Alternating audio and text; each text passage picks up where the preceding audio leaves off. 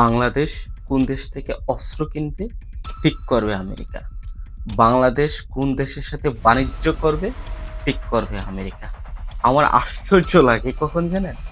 ইউনূস এত বড় একটা স্ক্যাম করার পরও বিএনপি জামাতের একটা লোক সংসদের বাইরে এ নিয়ে একটু শব্দটাও করে না।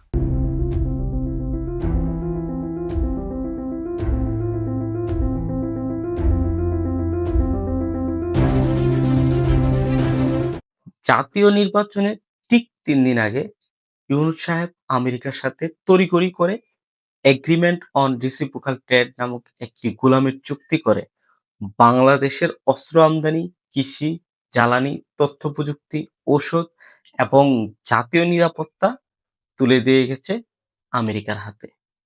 এই চুক্তির ৬ অনুচ্ছেদে বলা হয়েছে বাংলাদেশকে আমেরিকা থেকে অস্ত্র কিনতে হবে এবং আমেরিকা ছাড়া অন্য কোনো দেশ থেকে অস্ত্র কিনতে হলে অবশ্যই আগে আমেরিকাকে জানাতে হবে।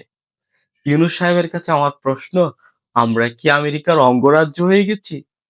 বহির্বিশ্ব থেকে অস্ত্র কিনতে হলে আমাদের প্রভু আমেরিকার কাছ থেকে অনুমতি নিতে হবে। এই চুক্তির আরেক ধারায় বলা হয়েছে আমেরিকার সঙ্গে স্বার্থের সংঘাত আছে এমন কোনো দেশ থেকে জ্বালানি বা কোনো পণ্য কিনতে হলে আগে অবশ্যই আমেরিকার অনুমতি নিতে হবে। এখন দেখেন না, সরকার বাহাদুরকে রাশিয়া থেকে তেল কিনতে হলে আমেরিকার আগে অনুমতি নিতে হয়। কার জন্য এই অনুমতি নিতে হয় জানেন? একমাত্র ইউনূস সাহেবের এই গোলামি চুক্তির জন্য। এই চুক্তি অনুসারে বাংলাদেশকে আমেরিকা থেকে ১৪টি বোয়িং বিমান কিনতে হবে।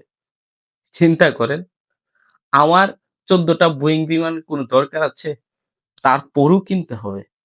অথচ এই ইউনূস সরকার বাচ্চাদেরকে টিকা দিতে পারে নাই। এখন শত শত বাচ্চা সংক্রামক রোগে মারা যাচ্ছে। এই চুক্তির ফলে মুসলিম প্রধান আমাদেরই দেশ। এই দেশে ব্ল্যাক ফরেস্ট হ্যাম, বলুগান, পাউরেস্ট, বসরিসু ইত্যাদির মতো শূকরের মাংসযুক্ত পণ্য বাংলাদেশে এখন অবাধে ঢুকবে। চিন্তা করা যায় এটা বাংলাদেশে? এই চুক্তির কারণে সবই সম্ভব। আগে আমরা কাতার থেকে স্বল্প মূল্যে জ্বালানি এলএনজি কিনতাম। কিন্তু এখন এই চুক্তির ফলে আমেরিকা থেকে আমাদেরকে আরো অনেক বেশি দামে জ্বালানি কিনতে হবে এবং আগামী ১৫ বছরে আমেরিকা থেকে $১৫ বিলিয়ন বাধ্যতামূলক এলএনজি কিনতে হবে।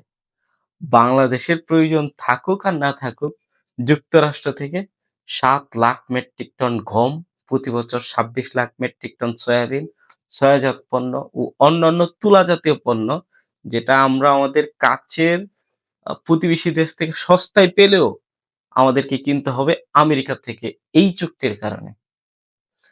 আমি মনে করি বিএনপি সরকারের উচিত হবে দ্রুত এই চুক্তি বাতিল ঘোষণা করা। সকলকে অসংখ্য ধন্যবাদ।